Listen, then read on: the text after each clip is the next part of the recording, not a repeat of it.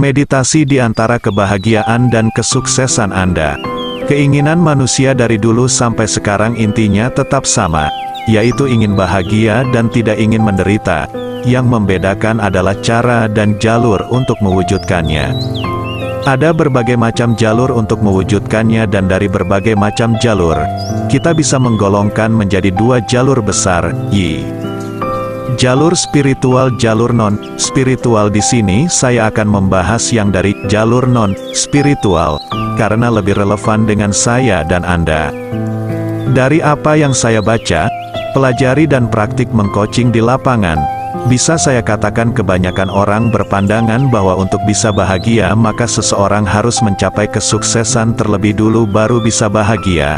Contoh, sukses sebagai pelajar, sekolah, universitas, sukses sebagai pengusaha profesional, sukses sebagai orang tua sampai sukses sebagai kakek, nenek dari cucu-cucunya. Jadi kata kuncinya, menurut pandangan umum, di sini adalah untuk merasa bahagia harus meraih sukses terlebih dulu. Pertanyaannya sekarang adalah apa benar orang yang sukses pasti bahagia? Faktanya tidak. Ada orang yang sukses dan mereka merasa bahagia, ada juga orang yang sukses tapi tidak merasa bahagia. Kita tidak bisa pungkiri bahwa kesuksesan itu bisa mengkondisikan orang merasa bahagia walaupun bukan sebagai penentunya. Sesungguhnya bahagia atau tidaknya seseorang bukan ditentukan oleh sukses atau tidak suksesnya seseorang. Kesuksesan didefinisikan sebagai pencapaian prestasi. Bahagia atau tidak bahagianya seseorang ditentukan oleh sejauh mana orang tersebut terhubung dengan atau mengenali kualitas sejati dirinya. Bahagia itu adalah satu kondisi mental seseorang, mental state, yang memiliki pengaruh positif terhadap semua aspek kehidupan dia dan lingkungannya. Dan dari banyaknya research atau studi yang saya baca membuktikan bahwa orang yang bahagia itu ternyata lebih mudah meraih kesuksesan, cenderung lebih sehat, fisik dan mental, hidupnya lebih berkembang, karirnya lebih sukses dalam membangun relasi dengan anggota keluarga, lebih sukses dalam membangun relasi dengan lingkungan sosialnya, dan masih banyak sukses yang lain. Dengan kalimat yang lebih bebas bisa dikatakan, kesuksesan itu lebih mudah Anda raih dikala kondisi mental Anda bahagia. Meditasi dan kebahagiaan saya mengatakan bahwa kesuksesan itu lebih mudah diraih oleh orang yang kondisi mentalnya bahagia. Dan bahagia itu sendiri adalah saat kita terhubung atau mengenali kualitas sejati diri kita. Nah, sekarang apa relevansinya hal tersebut dengan meditasi? Apa itu meditasi? Sekarang saya akan mulai dengan pertanyaan ini. Saat Anda mendengar atau membaca kata meditasi, apa yang muncul dalam pikiran Anda?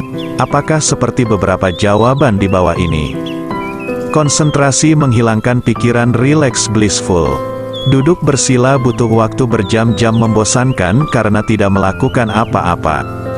Fokus, nafas masuk, keluar, hanya dilakukan oleh orang berkeyakinan tertentu, Buddha atau Hindu saja. Saya tadinya juga memberikan jawaban satu di antara jawaban di atas. Maka sebab itu saya dulunya menganggap meditasi itu susah untuk dipraktikkan oleh orang awam, non-spiritual, seperti saya ini, dan akhirnya saya berhenti berlatih dalam waktu yang cukup lama. Sesungguhnya meditasi bukan seperti jawaban di atas. Meditasi bukan tentang konsentrasi, bukan tentang fokus, bukan tentang tidak melakukan apa-apa, apalagi tentang harus duduk bersila selama berjam-jam. Meditasi itu tentang kesadaran, awareness, tentang mengenali, tentang mengetahui, saat objek indera ataupun mental, pikiran dan perasaan, terhubung dengan kesadaran Anda, maka itulah yang dinamakan meditasi. Contoh, saat mata Anda melihat bentuk atau saat telinga Anda mendengar suara atau saat hidung Anda mencium bau, saat lidah Anda merasakan rasa, saat kulit tubuh Anda merasakan sensasi, saat pikiran Anda memikirkan sesuatu, saat perasaan Anda merasakan emosi dan kesadaran Anda mengenali atau mengetahuinya, itulah meditasi.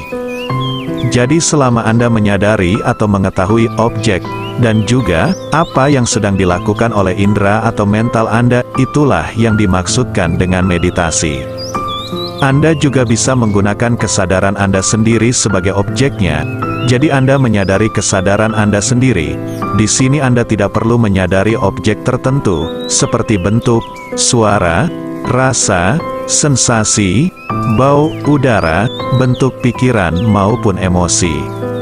Itulah sebabnya meditasi sebenarnya bisa dilakukan kapan saja, di mana saja dan dalam kondisi apa saja.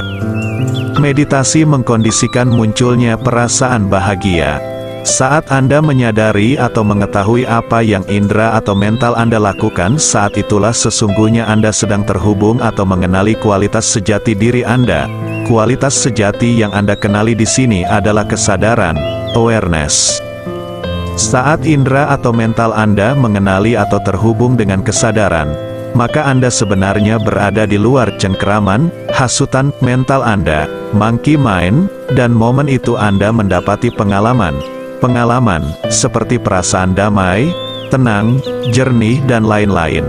Selain itu kreativitas, kapabilitas, potensi-potensi pada bermunculan.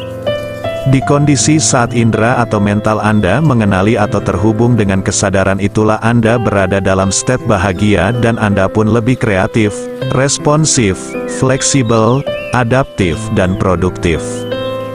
Jadi disitulah peran meditasi dalam mengkondisikan kebahagiaan yang pada akhirnya diikuti oleh kesuksesan. Persis seperti yang telah dibuktikan oleh banyak peneliti baik di bidang psikologi maupun neuroscience. Jadi bagaimana menurut Anda tentang pentingnya meditasi untuk Anda dan keluarga? Apakah sebuah kegiatan yang perlu dijadikan kebiasaan atau sebuah kegiatan yang cukup sekedar diketahui saja? Semoga penjelasan singkat ini bisa menjadi informasi yang cukup menarik dan berharga untuk Anda dan keluarga. Jadikan kebiasaan. Terima kasih.